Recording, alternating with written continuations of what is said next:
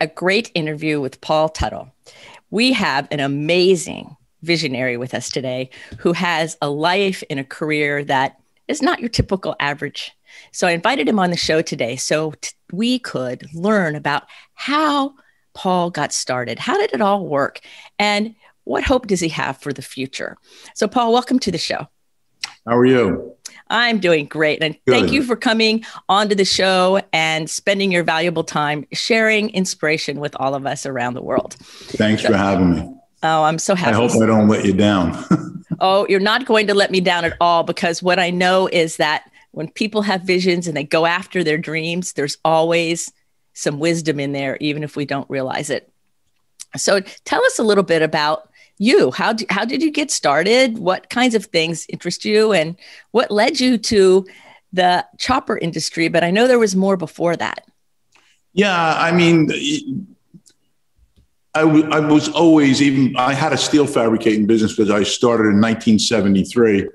And you know how that came about is when I got out of high school, I really didn't know what I wanted to do. And I went to work for my brother-in-law, and he had a steel shop. And then I decided that I really didn't want to work for anybody. So I opened up a steel business, and, you know, I did mostly ornamental work and that type of work. But you know, I had a bike even back then. So that was my real passion.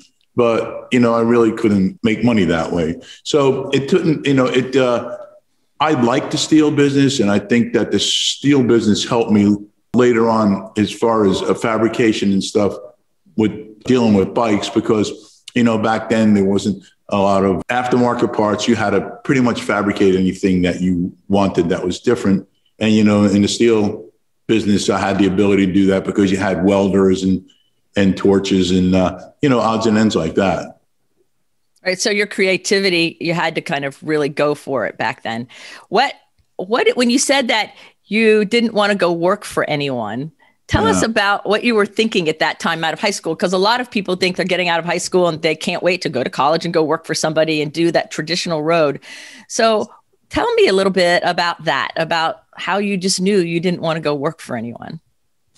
You know, it goes back to the vision. You know, when I graduated high school, I was not the best student by no means. So the only thing that I knew is that I'd never be able to work for anybody. And so that's kind of how I got started. And it's kind of a rough way to start being in business by yourself, you know, not having a huge plan. But I knew that there was things that I wanted to do. And again, I go back to working with my brother-in-law, and, you know, with the steel business, there's a lot of creativity in that. And especially when you work with ornamental stuff, you know, you just have to know it's not like drilling a hole in a beam. There's all geometry, and, you know, and even in steel beams, I like the fact that you can start off with a piece of steel, and at the end of time, or whatever, how long it takes you, there's a full building. You know, and then you start all over. And it's kind of like with a bike, you know, and with a bike, you start out with a frame, and, you know, you keep building,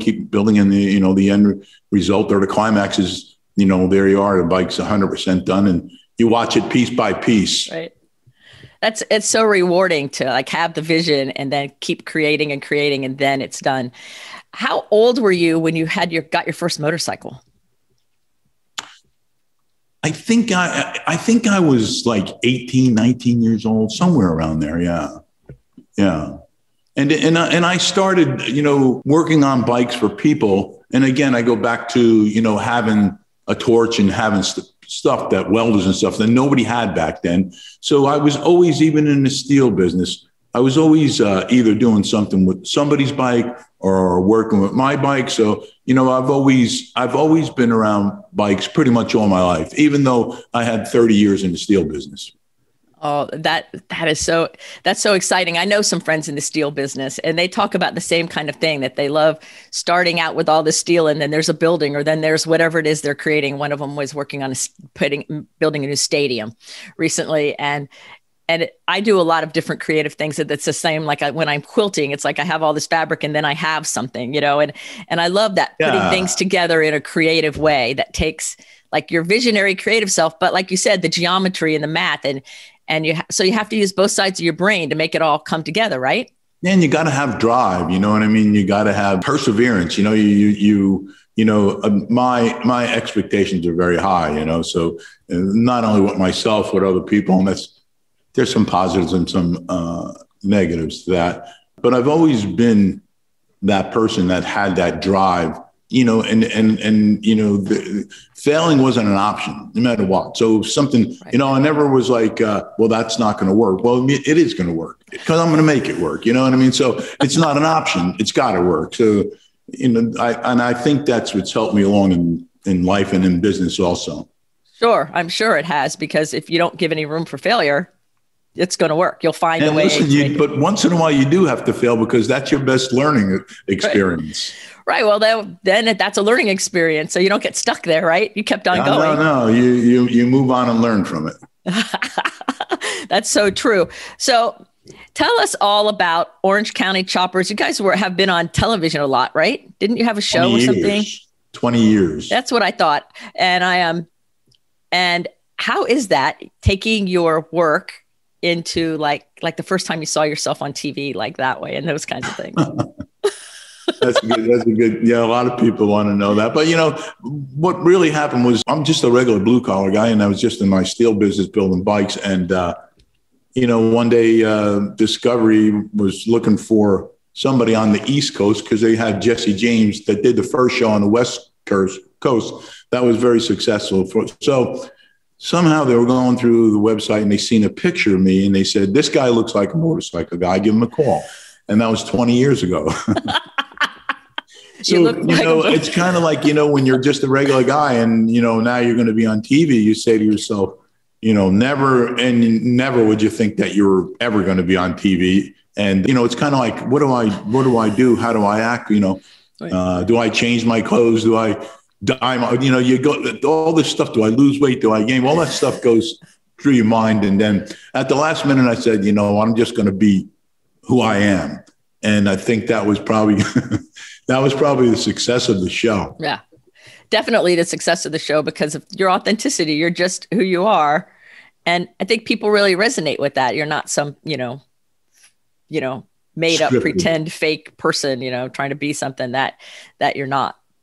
So when you look back on your life from here, and you look back at all of the road in the steel business, the choppers, TV, all these things, what is one of the biggest lessons that you would share with somebody who's thinking about starting their own business, or maybe they're just getting out of high school and go, I want to do something on my own?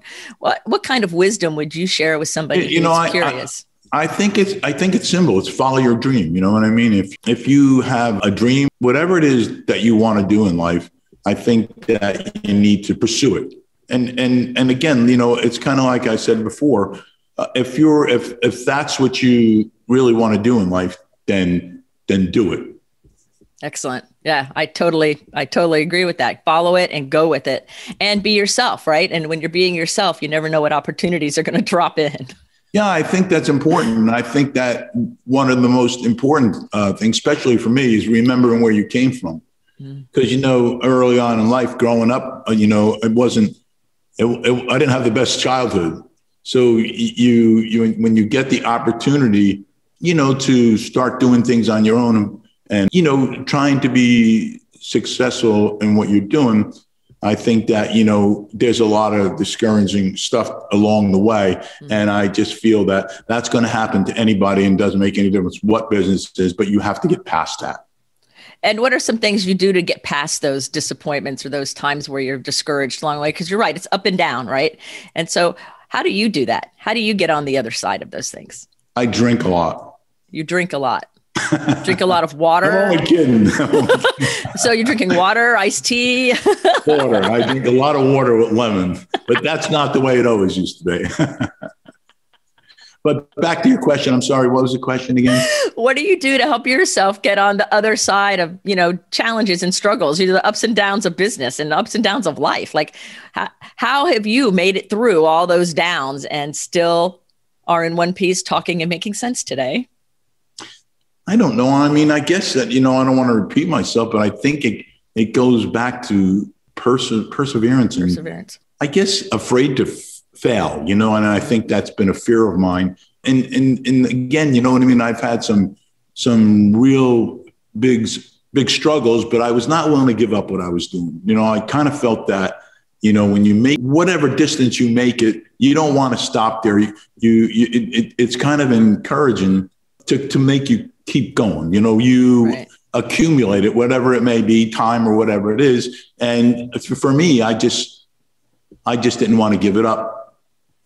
Yeah, I think that perseverance, and I also hear in what you're saying, tenacity, you know, like you're not going to give up. And being that I live in Florida, I tell my clients a lot, if you're going to drive from here to California, don't turn around in Texas. I agree. Yeah. Right. It's the same kind of thing, right? Like, yeah. It's kind of the same thing. Yeah. You know, if you're going after it, go after it. And even if there's a setback or a derailment or a time thing or something, that doesn't mean that you let go of it. It just means you reorient how you're going to get there. Right? Yeah. Half measures doesn't work, you know? Right. Half measures do not work at all. And cherry picking, another thing, doesn't work. That's like, all right, you know, yeah. I think I'll do this. I don't think I'll do that. So you run a team of people with your business. And what would you say your strongest asset is as a leader of this team?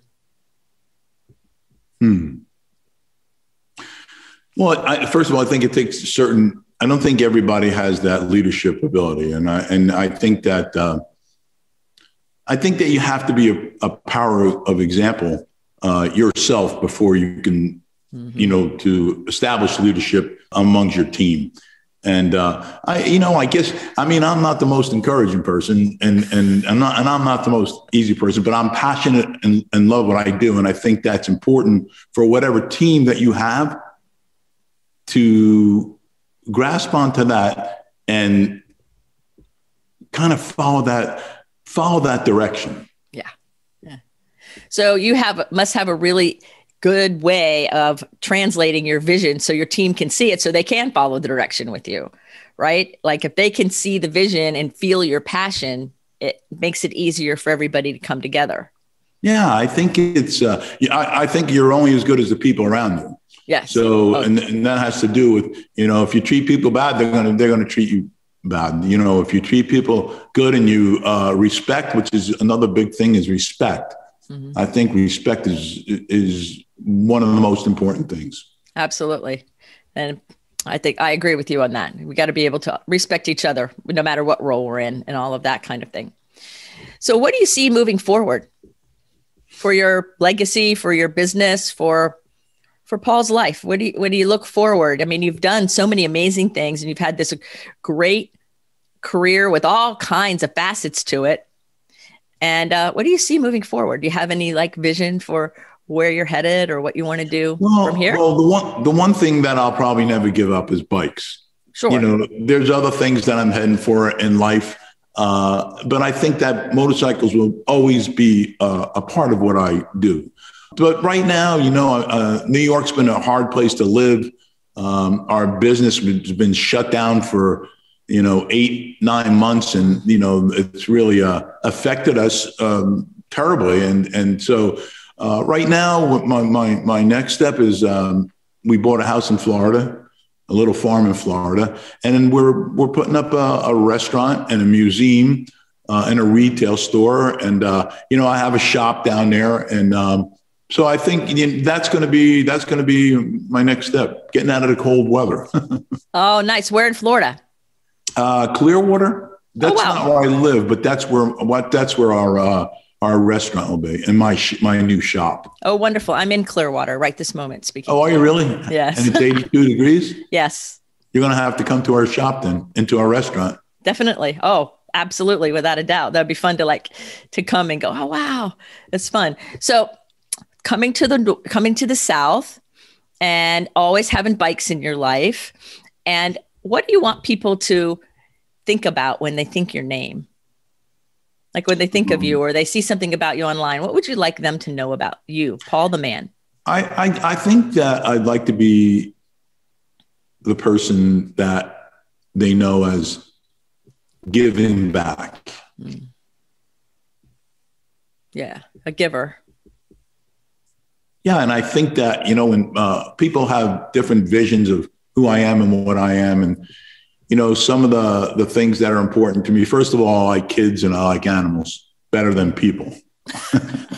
but yeah, but I'm very involved in me and my wife are involved in the SPCA, non-kill shelter. And so we get very involved with animals, and we do a lot of rescue work. And I think that's one of the most rewarding things. The first thing we did is save a cow down there. And so now we have cows and a horse. And, so I think that at this, and it always has been very important to me.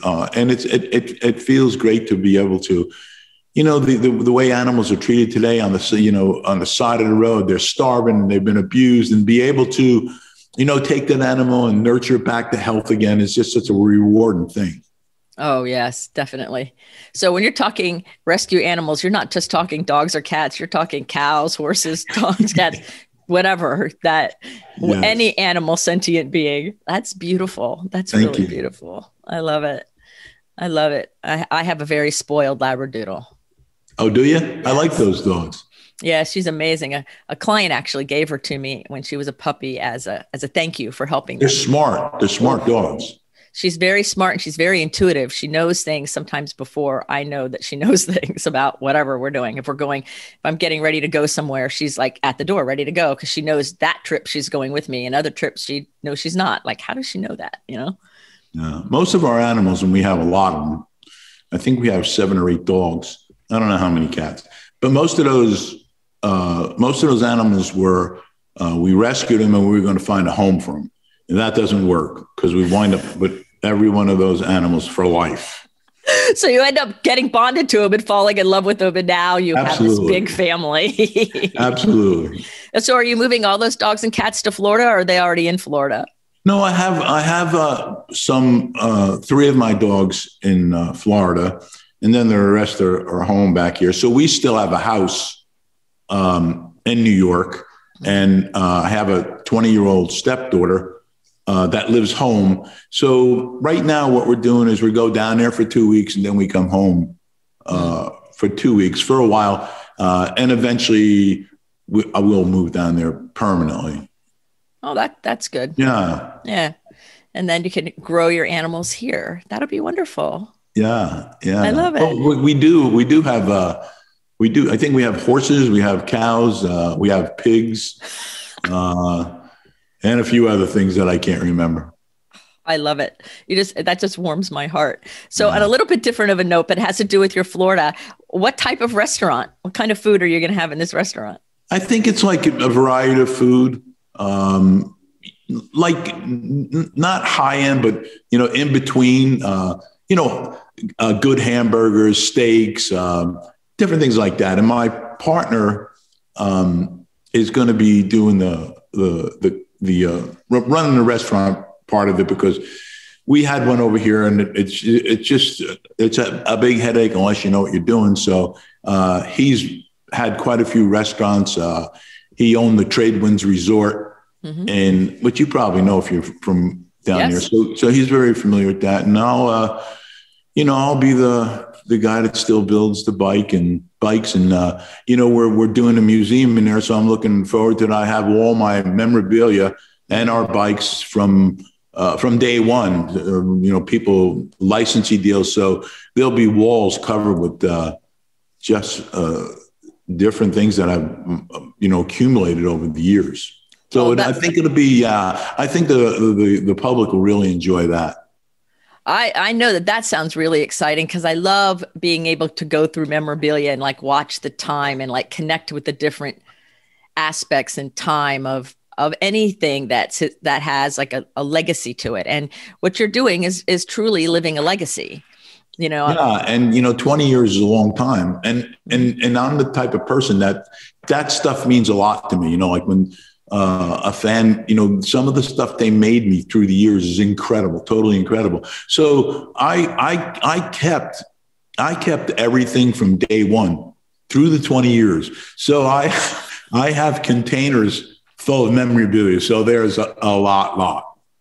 Oh, how beautiful. It's going to feel so beautiful as you unpack it and keep looking at it, and all the memories that go with it all too. As Pretty you soon. do it. Pretty soon we'll be doing that. Yeah. Oh, I love that. I love that. I really respect your tenacity, and I respect your ability to keep going even when it's difficult. And at the same time, having such a kind, compassionate heart. Like, that's very rare in these days. And I'm so glad to get to talk to you. Thank you. I have a couple other questions though. One of them is, and they're a little goofy, but it's okay. One of them is, what is the most memorable food you've ever eaten?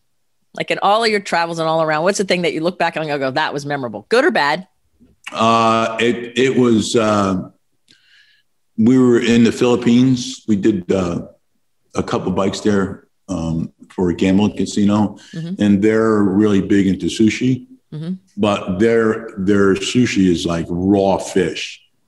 And I think that probably was the worst food that I've ever tasted and the worst experience with food ever.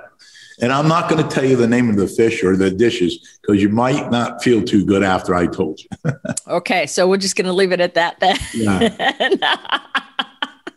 Oh, I absolutely love it. It's like hysterical. And it's funny because I've asked some people on the show what their most memorable food was. Not everybody, but people have traveled a lot. And some of them have named sushi and then said it was the best thing they ever had. Yeah. I mean, I've had sushi. I might even get it tonight. That's really good, but they have a different, it's totally different what they think sushi is. It's not my kind. Oh, that's hysterical. Okay. So is there anything that you wanted to share that I didn't ask you about? Because I have one last question, but I want to wait and make sure that we've covered everything that's important to you. Is there anything on your heart that you would like to share with the listeners to help inspire their vision and bring them hope? I just think it's all about following the direction that you choose in life, and I think that's the best advice. There's probably a lot of other things that you can say, but my experience in life for me to get where I am was just to keep on keeping on, and they say when you fall down, you get up, dust yourself off, and you put one foot in front of the other and you keep going. And I think that that's part of striving for that success that you're looking for. Yeah, I agree with that. I want to tell you a cute little story that has to do with motorcycles that I don't think I've ever said it on a show, but I don't say it very much, but I think you'll appreciate it. I am back in the 90s, in the early 90s, I was ordained as a Unity minister. And at the end of our ceremony, my friend who rode a Harley actually backed it into the back of the church, and I rode away after being ordained on the back of this motorcycle with my robe flying and everything. And everybody thought I was crazy. And I'm like, no, I love motorcycles. I love them. And so I thought of that sitting here talking to you with your bike behind you. And then I did a wedding for some people in Virginia. And they were in a big club. And they wore their colors. I learned what colors were, wearing your colors. I didn't know what that was. And I learned that. And so I got to bless all the bikes and everybody. And then they took me on they escorted me with the bikes to the ceremony. And then after I did the ceremony, they rode me through the hills of Virginia. It was absolutely stunning. And so I have this love for motorcycles, and in a lot of ways, it's a culture of people taking care of each other and really taking care of each other as a community. And so I'm really grateful that you took the time to be on the show, because I have this deep connection that not too many people know about, of the reverence for that, and so what I think though, when you say that you did something that was important to you, and it didn't matter about the people around you, right, whether they liked it or they didn't like it. And I think that when you go through life, that's something important that you need to look at, because it's not, most of the time it's about you, because, either you're going to gain or you're going to lose from the circumstances. So That's a choice, and that's a choice you made. And I think that in life you have to make choices, whether they're hard or easy. Right. And then roll with what happens. Exactly. Exactly. And if the road just takes a turn, you just deal with it. Exactly. Okay, so our final question of the day is, if I was going to create a billboard that had your personal message on it for the world to see, everybody would see it riding up and down all the highways, what would be your message that we would put on that billboard? Wow. That's a tough one. That's what everyone says. Yeah. What would be the message on there? What would be your message? Yeah, think about that a little bit. It might be like stay true to yourself. Oh, yeah. That's a good one. Stay true to yourself. Yeah. Well, and that's what you've been. Well, it came from your heart, because that's what you've been doing all along. That's what's the underpinning of everything you've shared, and all of your success, your tenacity, the lessons you've learned, the team you've built, dealing with what COVID has done to the shop, and just everything, so many different things. So I want to thank you for being on my show, and thank you for sharing wisdom and hope with people around the globe, actually, and taking time out of your busy day. So thank you, Paul, for being here. Thank you too. Thank you. So everybody, you've been listening to Paul Teutul. And so if you want to know more about him and Orange County Choppers, you can find him anywhere, all online, Discovery Channel, everywhere. And you can also learn about him more with his bio and some links to important ways that you can follow him in the show notes for the show. And let him know you heard him here, because what a great, talented, wise man who's just bringing his dream to reality in a humble, amazing way. So thank you again for being on the show, Paul. Thank you.